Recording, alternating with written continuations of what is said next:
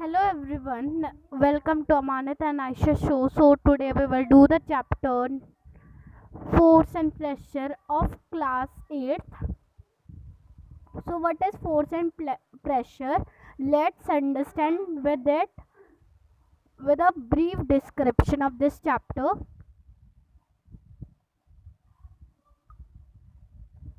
So if we talk about force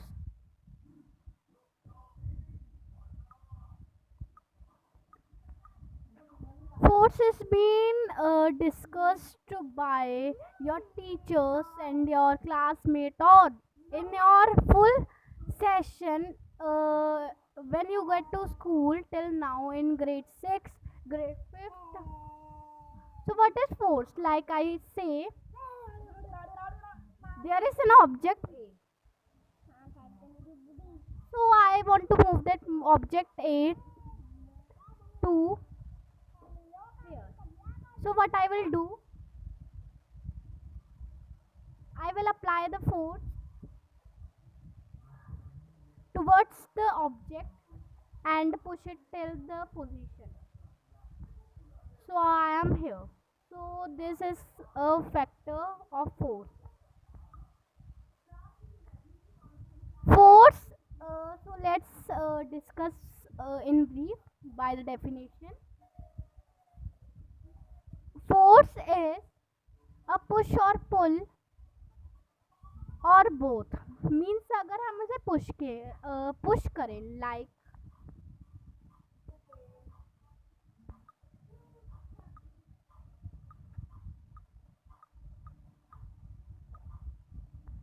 like I say there is an object. I want to means this is an object. I want to take this object to another position. What I will do? I will push it. Means I will take away. Means I will apply all the force towards the object that it will make the object away from your body.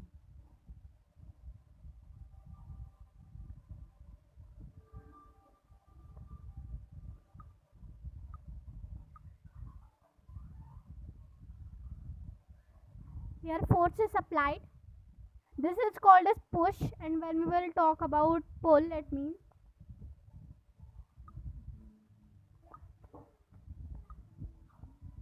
there is an object.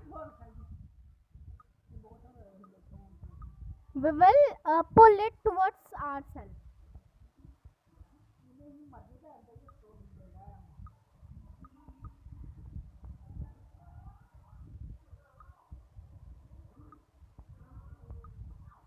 So this is a pull of force.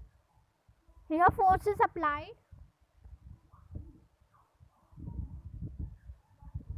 So this is known as push and pull. You can see the definitions also.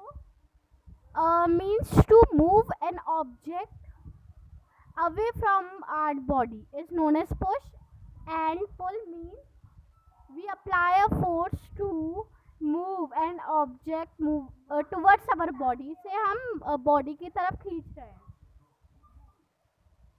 So the example of push and pull are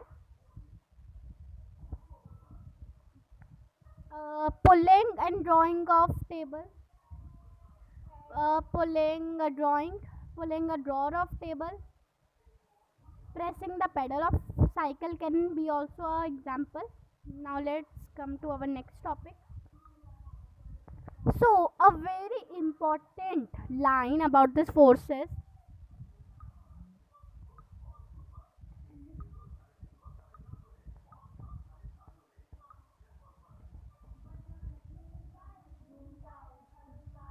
that a force cannot be seen.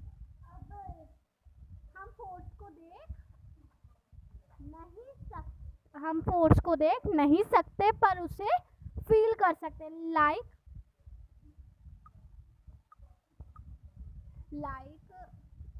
This is an object. अगर हम अपने lag पर कोई हमें push कर रहा है तो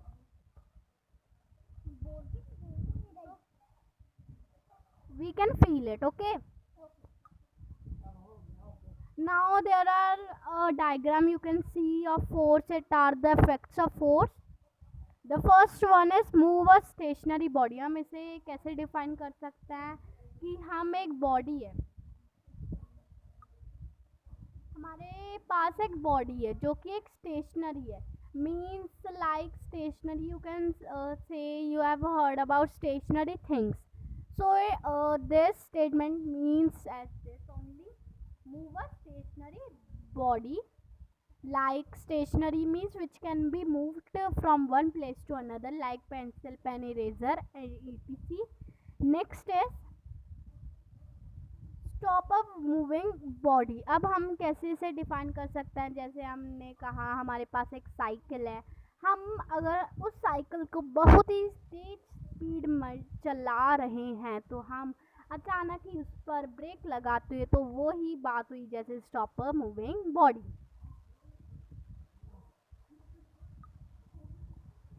Now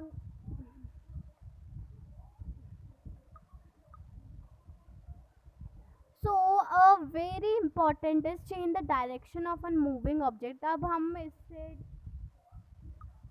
हम मूविंग ऑब्जेक्ट की डायरेक्शन कैसे चेंज कर सकते हैं? कि बहुत ही अच्छा एग्जांपल हो सकता है, जैसे कि हम क्रिकेट खेल रहे हैं, क्रिकेट खेलते खेलते हमने बैट को करा दिया, हिट किया, तो वो बॉल ने अपनी पोजीशन चेंज कर ली. मीन्स चेंज कर ली पोजीशन. अब नेक्स्ट है change shape. Change shape of moving body, मतलब हमने शेप चेंज की.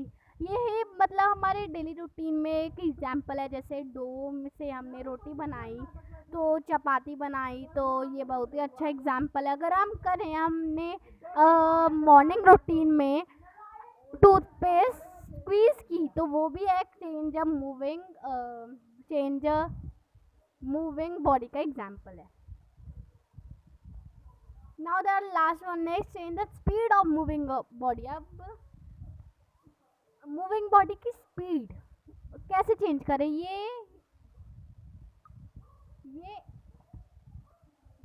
ये सिमिलर है जैसे स्टॉप ऑफ मूविंग बॉडी के. जैसे हमने स्पीड कैसे चेंज की? जैसे हमने हमारे पास एक बॉल आई बहुत ही तेज रफ्तार में, तो हमने जब उसको पकड़ा, फिर धीरे से हट किया, मतलब हमने उसका स्पीड चेंज कर दी.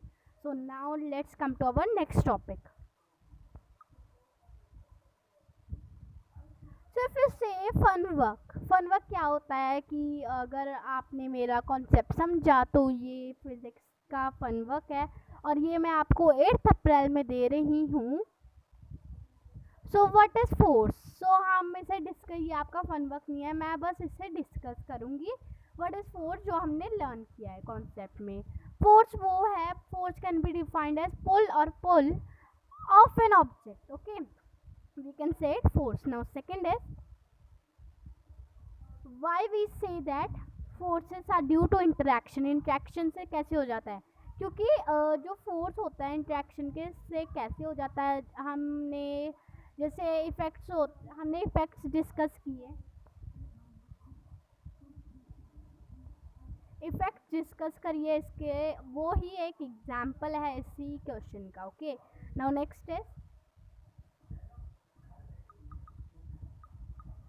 Name the 5 effects of force. अब फोर्स के 5 effects: stop a moving object, change the direction of the moving object, change the speed of the moving object, और you can say and look behind to them. Okay, concept clear हो गए हैं तो आप ज़रूर ही इनको कर पाओगे. Okay, so I am providing you with some activity. Activity number 1 is in which case pain in more. अगर हमारे पास 2 एक्टिविटी, अगर आप कहें जहाँ भीड़ भाड़ जगह वाले जाते हैं, आपने देखा होगा, आप कहीं भी जाओ, मेले में जाओ या शॉपिंग मॉल में जाओ, वहाँ पर अगर कोई भी आपके फीट पर एक प्रेस दे दे, तो वो कैसा लगता है? अगर हम कहें आपको शूज़ सेक दें, शूज़ से प्रेस दें तो आपको इतना दर्द नहीं मीन ज़्यादा दर्द होगा, मतलब इतना दर्द होगा क्योंकि उसने पूरा मास कवर किया है। As I am drawing,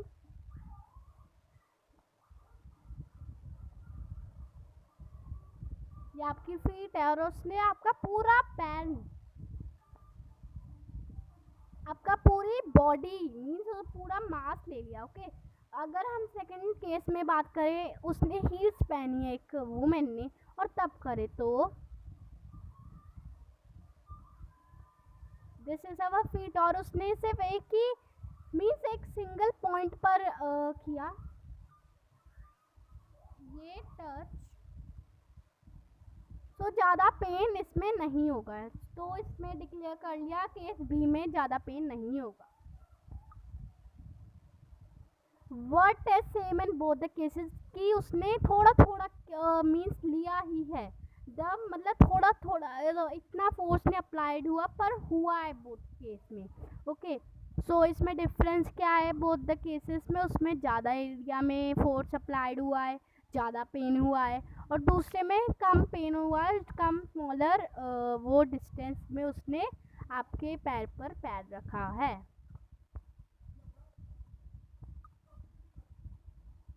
forces are due to interaction के लिए हमने एक लिंक बनाई है, तो आप इस लिंक पर जा सकते हैं।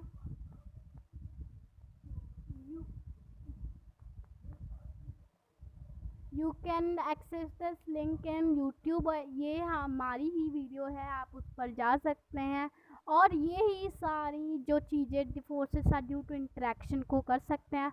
और प्लीज़ अगर हम आपने हमारे चैनल को सब्सक्राइब नहीं किया है तो प्लीज़ कर दीजिए